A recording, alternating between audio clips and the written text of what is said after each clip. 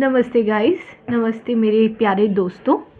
आज मैं आई हूँ फिर से एक नई रीडिंग लेकर एक नए टॉपिक के साथ। और आज का हमारा टॉपिक होगा कि क्या आप दोनों का फिर से मिलन होगा या नहीं। तो हम जानेंगे पूरी तरह से एंजल्स क्या कहती हैं आपके रिश्ते के लिए, कि आप दोनों का फिर से रिकॉन्सिलिएशन होगा या कितना तक होगा, आधा अधूरा रहेगा इसमें ओके। वैसे एक जनरल रीडिंग है, ज़रूरी नहीं सबके साथ रेजोनेट हो। जिसके साथ होती है उन्हें अपने ऊपर लेनी है और जिसके साथ नहीं होती वो अपने ऊपर ना ले।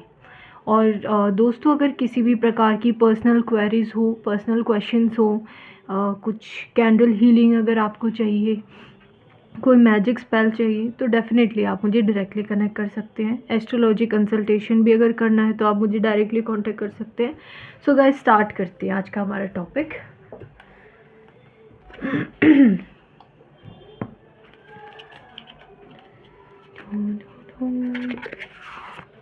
और एंजल से पूछते हैं कि आपका अपने पार्टनर के साथ रिकॉन्सिलिएशन होगा या नहीं। चारों मदर, प्लीज़ हमें गाइड करिए, मेरे दोस्तों को गाइड करिए कि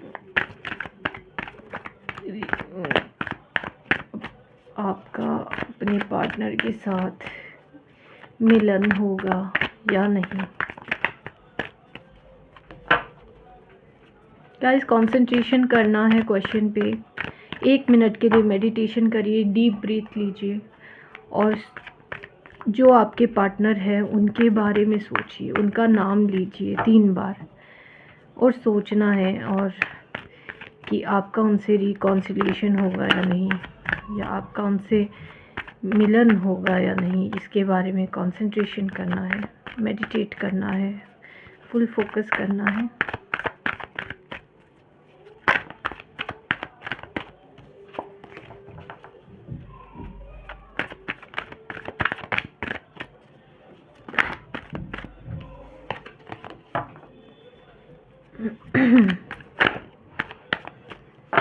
बहुत सारे कार्ड्स उड़ उड़ कर आ रहे हैं। एंजल्स बहुत कुछ कहना चाहती है लगता है।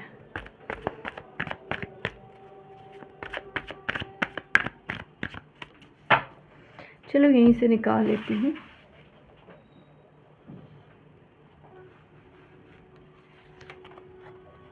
Queen of swords, 3 of wands, 5 of swords। Guys, 5 of swords भी आ गया अब तो। Night of wands,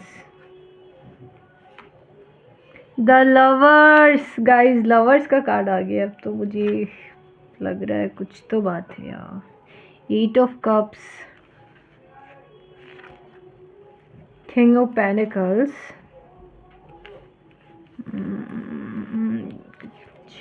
the star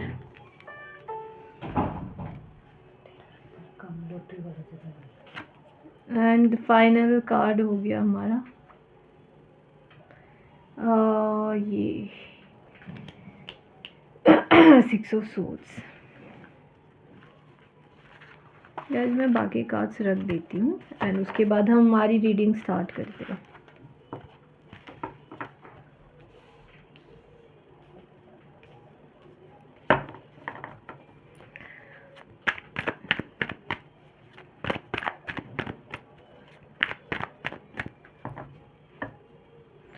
सोचा था बॉटम ऑफ द डेक लूँगी, बट ठीक है, अभी ले लिया, वैसे कोई बात नहीं। तो गाइस, हम स्टार्ट करते हैं आज की हमारी रीडिंग, और जिसमें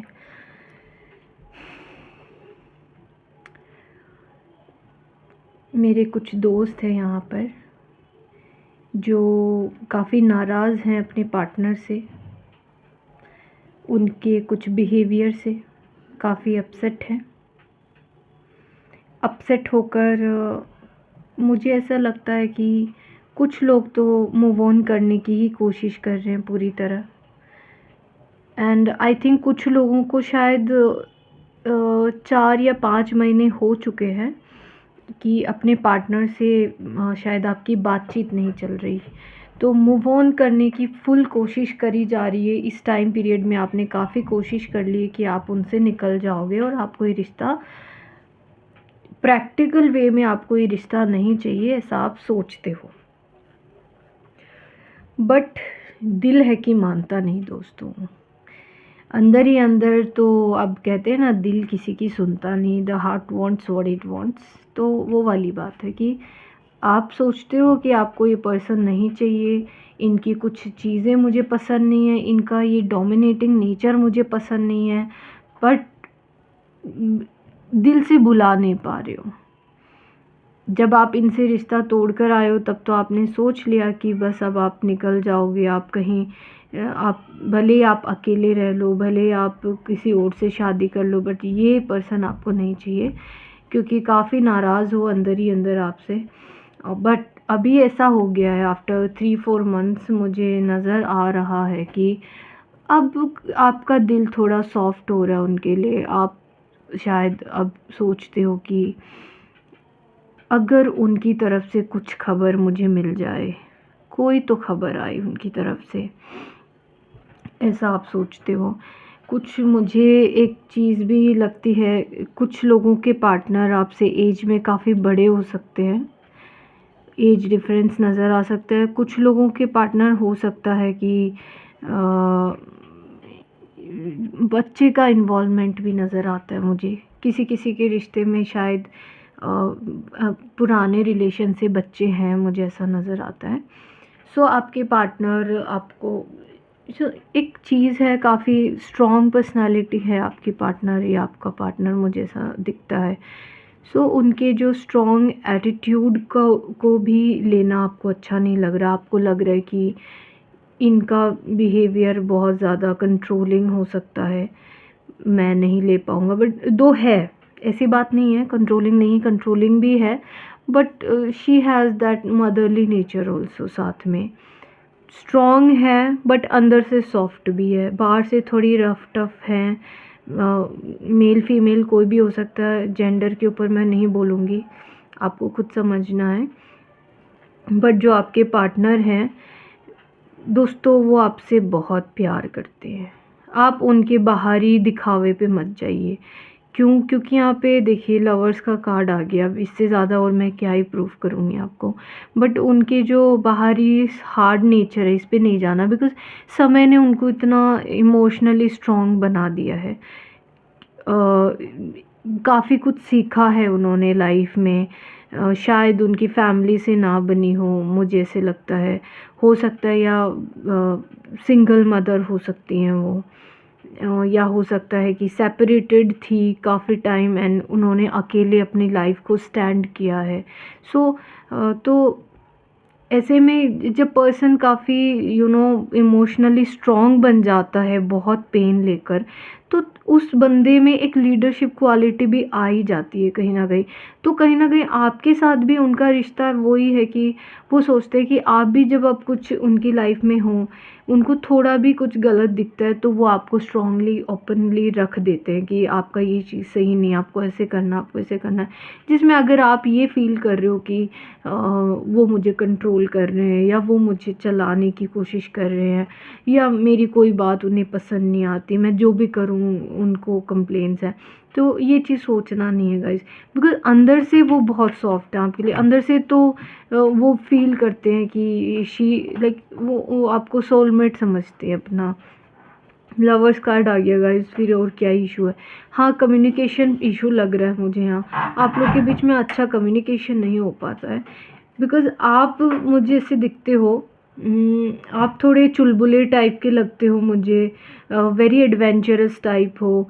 आप सोचते हो उनके साथ थोड़ा बाहर घूमना चाहते हो, बाहर जाना चाहते हो। You are very fiery type of personality. You मतलब you want to explore world with that person, with your partner.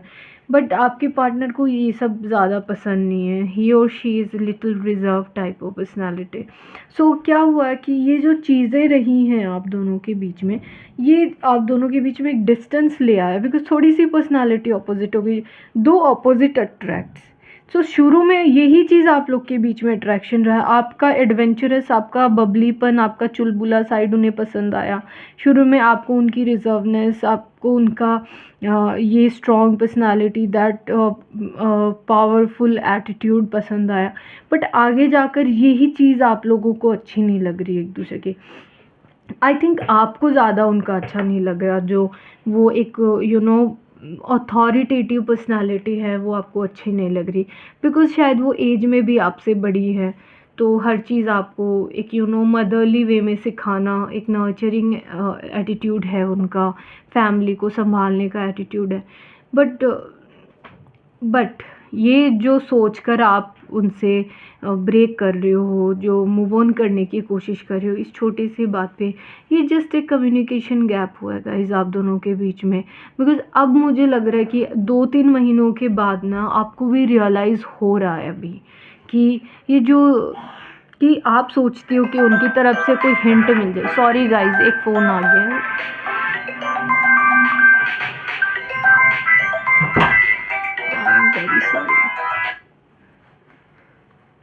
I am very sorry.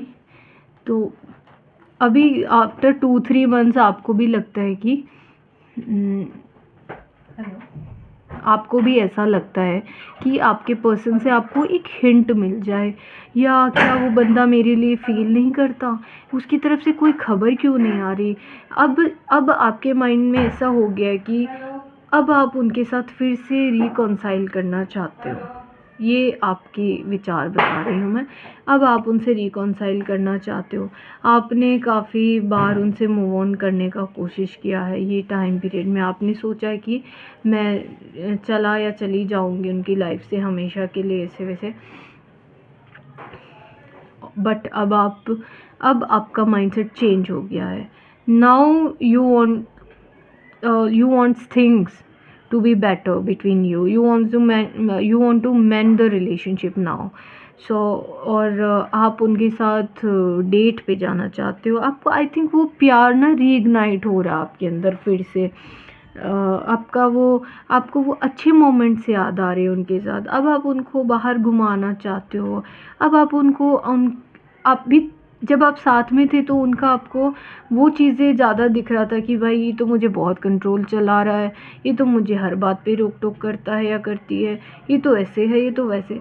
But जैसे आपके बीच में ये डिस्टेंस आई है ना, तो आपको एक रियलाइजेशन हुआ है, आपको ना एक उनकी अच्छी चीज़ें याद आने लगी। आपको याद आने लगी कि यार कितना केयर करते थे वो मुझे, या केयर करता था वो मुझे।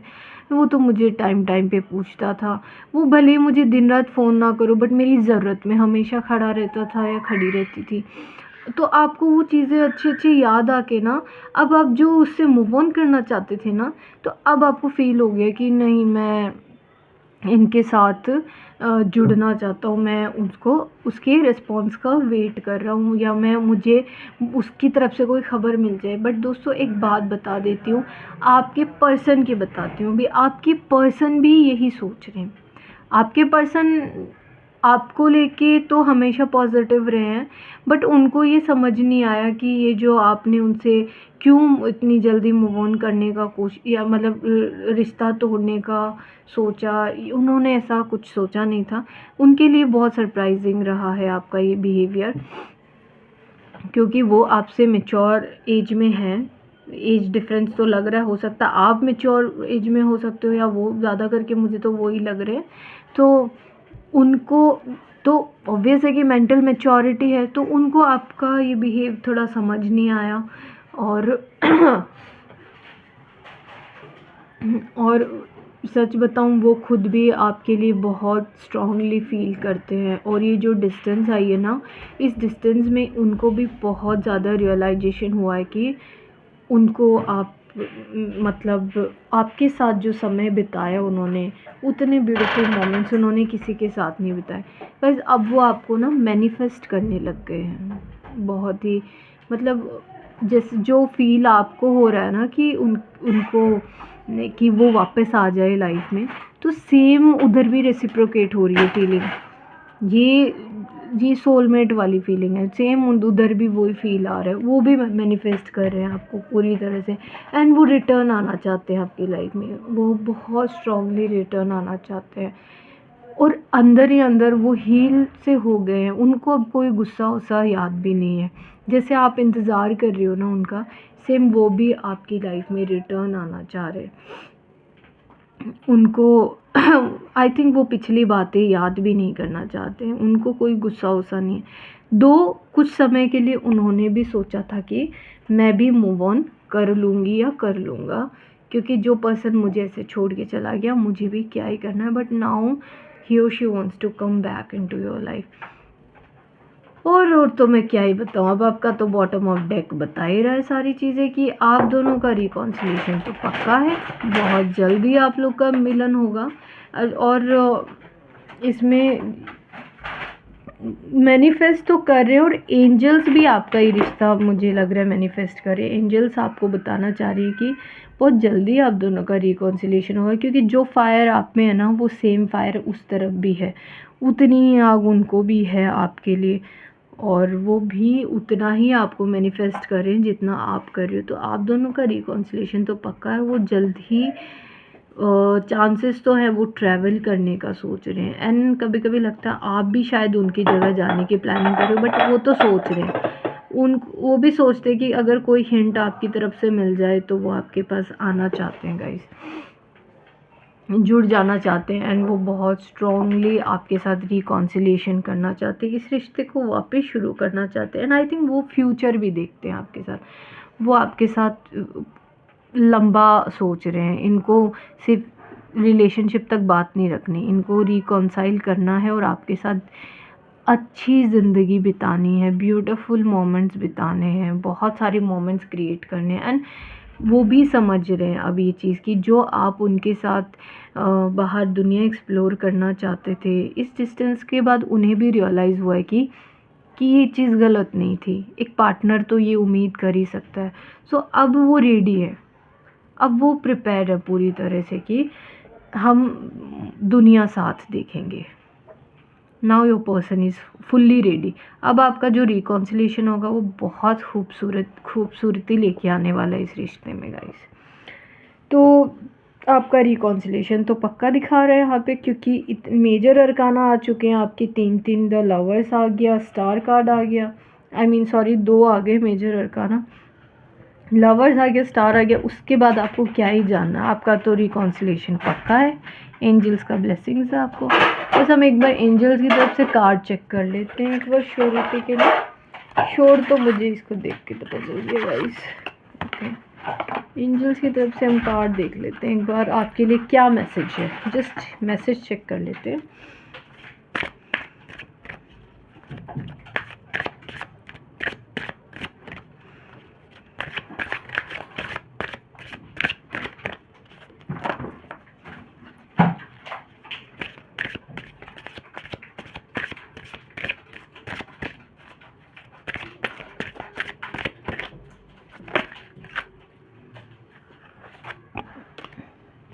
Forgiving and learning.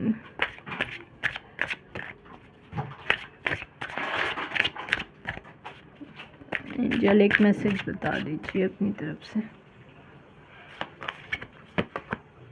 Getting to know each other.